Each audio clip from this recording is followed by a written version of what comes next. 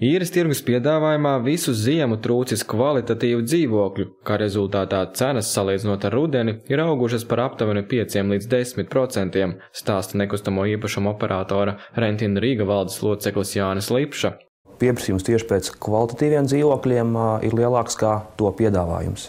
Novērojama arī tendence, ka arvien vairāk ārvalstu investori iegādājas dzīvokļus Rīgā, kurus pēc tam izīrē. Tie dzīvokļi, kas no jauna parādās īres tirgū, tos ir iegādājušies ārvalstu investori. Tas var būt viens dzīvoklis, tā var būt daudz dzīvokļu māja. Respektīvi, 80%, 90% jaunievis dzīvoklis parādās tirgū ir tieši no ārvalstniekiem. Īres tirgū īpaši pieprasīti ir kvalitatīvi dzīvokļi, proti tādi, kur remonts noticis pēdējo 2 līdz 3 gadu laikā, kur ir iebūvēta virtuve un arī ar santehniku viss ir kārtībā.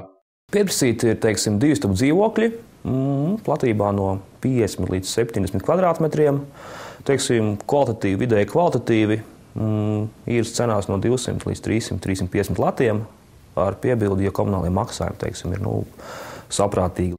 Šobrīd sērija veida dzīvokļu īres cenas ir par 50 līdz 60% zemākas kā dzīvokļiem Rīgas centrā vai jaunajos projektos. Rentina Riga eksperts arī prognozē, dzīvokļu īres cenas nākamajā ceturksnī visticamāk pieaugs par aptuveni 5 līdz 10%. Tomēr tas nenozīmē, ka dzīvokļu īpašnieki šobrīd var atļauties palielināt īres cenas augstāk par vidējo tirgus līmeni. Īrnieki psiholoģiski nav gatavi pārmaksāt. Kaut arī dzīvoklis patīk un viņš ir vajadzīgs, bet ja viņš par 50 latiem dārgāks nekā viņi ir redzējuši iepriekš, pirms mēneša, piemēram, tad tāpat līgums netiek noslēgts. Kā stāsta Lipša, kvalitatīvi dzīvokļi ziemas mēnešos tika izīrēti ļoti ātri. Lai gan ziemā īres dzīvokļu pieprasījums saglabājies augsts, Lipša prognozē, pavasarī aktivitāte šajā tirgū vēl vairāk palielināsies un piedāvājumā parādīsies jauni dzīvokļi.